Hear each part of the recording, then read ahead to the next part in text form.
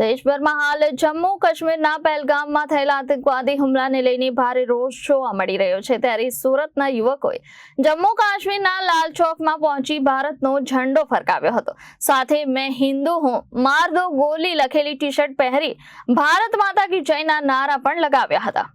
આતંકવાદી ઘટનાક્રમને કારણે ખાસ કરીને ભારતના યુવાનોમાં ભારે આક્રોશ જોવા મળી રહ્યો છે। ગઈકાલે સુરતના 4 જેટલા યુવકો मैं हिंदू हूं અને હેશટેગ માર દો ગોલી લખેલી ટી-શર્ટ પહેરીને જમ્મુ કાશ્મીર પહોંચ્યા હતા। શ્રીનગર ખાતે પહોંચ્યા બાદ સુરતના યુવકો લાલ ચોક ઉપર ગયા હતા।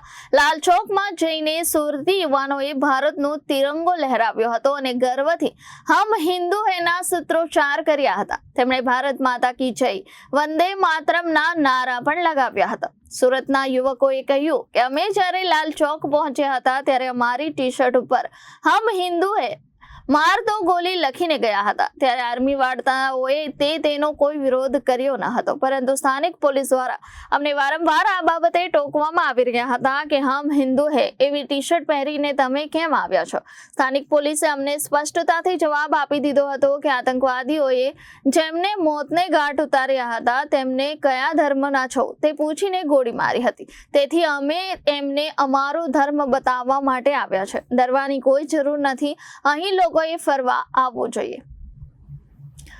સુરતના યુવક અજયસિંહ રાજપૂતે જણાવ્યું હતું કે અમે અહીં અમારો ધર્મ બતાવવા માટે લાલ ચોક ખાતે આવ્યા છે। આતંકવાદી ઘટના બાદ અમે પાકિસ્તાનીઓને બતાવવા માંગીએ છીએ કે અમે ડરી ગયા નથી। ગમે તેમ કરો, તેટલા હુમલા કરો, પરંતુ તમારા મનસૂબા અમે ક્યારેય પૂરા થવા દેવાના નથી। અમે ડરવાના નથી। લાલ ચોકમાં તિરંગો અમે લહેરાવીને આવ્યા છીએ। અમે લાલ ચોકની વચ્ચોવચ્ચ ભારત માતા કી જય અને વંદે માતરમના નારા પણ લગાવ્યા છે। અમે લોકોને અપીલ કરી રહ્યા છીએ કે એમનાથી ડરવાની જરૂર નથી, તમે બધા ફરવા આવો। એમને પણ એક જ મનસૂબા છે, તેને આપણે ક્યારેય પૂર્ણ થવા દેવાના નથી। અમે લાલ ચોક પરથી જ્યાં આતંકવાદીઓએ પહેલગામમાં નરસંહાર કર્યો છે ત્યાં પહોંચવાનો પણ પ્રયાસ કરી રહ્યા છે।